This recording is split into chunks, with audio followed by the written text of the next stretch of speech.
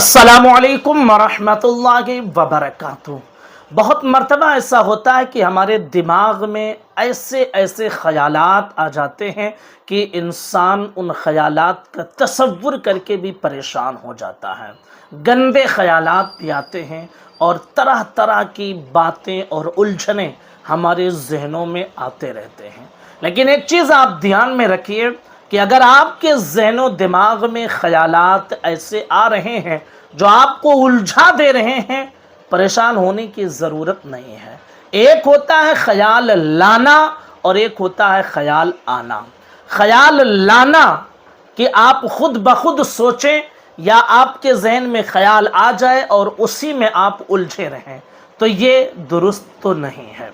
और एक होता है ख़याल आना।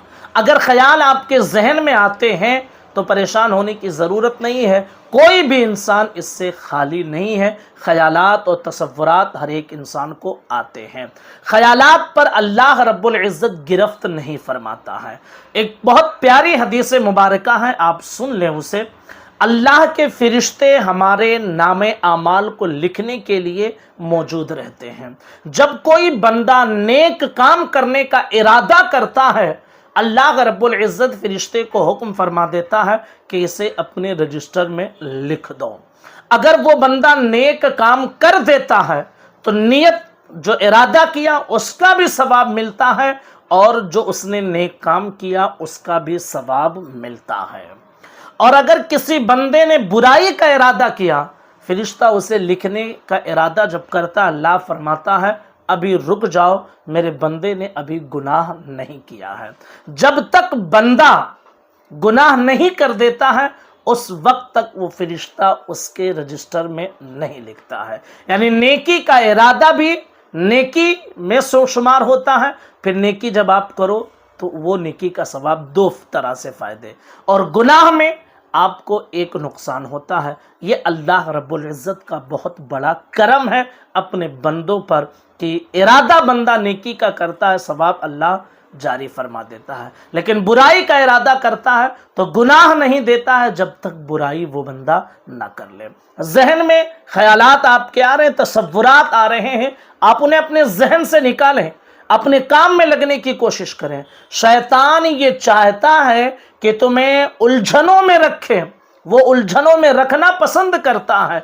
वो तरह तरह से ख्यालात लाता है। जब आप नमाज में हो, खास करके कोई नेक काम कर रहे हो, तो वो उलझनों में डालने की कोशिश करता है। लेकिन उसकी तरफ तवज्जो ना देकर अपने काम की तरफ जब ध्यान दें तो इंशाअल्लाहुल अज़ीज़ ये ख्यालात से आप पाक होते चले जाएंगे। शैतान ईमान उचकने की कोशिश करता है, शैतान तुम्हारे आमाल को ख़राब करने की कोशिश करता है। बंदे को चाहिए कि उससे सतर्क रहे, उससे होशियार रहे। दिमाग में ख्यालात आए तो अऊज़ु बिल्लाहि मिनश शैतानिर रजीम कसरत के साथ पढ़ें। ला हौला वला कुव्वता इल्ला बिल्लाहिल अलिय्यिल अज़ीम ज़्यादा से ज़्यादा पढ़ें। अस्तग़फिरुल्लाह रब्बी मिन कुल्लि ज़ंबिन व अतूबु इलैह ज़्यादा से ज़्यादा पढ़ें। और सबसे अहम कि अपने काम पर तवज्जो मुकम्मल तौर से रखें। ख़यालात आएँ, छोड़ दें उन्हें, अपनी तरफ ध्यान दें, इंशाअल्लाह खुद ब खुद वो ख़यालात दूर होते चले जाएंगे। कादरी एजुकेशनल वेलफेयर सोसाइटी ने तलोजा फेस 1 खारगर न्यू मुंबई यहाँ पर अपना काम शुरू किया और मस्जिद और मदरसे का काम करना शुरू किया। कोई मस्जिद और कोई मदरसा नहीं था, आप सब ने मिलकर ताउन किया है। 1.5 गुंठे की जो ज़मीन थी जिसकी कीमत 1,20,00,000 रुपए थी, आप सब के ताउन और दुआओं से 90 लाख रुपए ज़मीन के मालिक को अदा किए जा चुके हैं। अभी भी 30 लाख रुपए ज़मीन के मालिक को अदा करने बाकी है। ये आखिरी महीना है, इसी महीने में पहले स्टेप का आखिरी काम हमें ज़मीन की ख़रीदारी के हवाले से करना है। तो ये 30 लाख रुपए आप सब अगर मिलकर 10-10, 20-20, 100-100, 400, 500, 1000, 2000 जिसकी जैसी इस्तिताअत हो, ऐसे अगर आप ताउन करते हैं तो इंशाअल्लाहुल अज़ीज़ कादरी एजुकेशनल वेलफेयर सोसाइटी के ज़रिए से तलोजा के मुसलमानों के लिए ایک زمین خرید کر وہاں پر مسجد اور مدرسے کی تعمیری کام آسانی کے ساتھ کر سکتے ہیں۔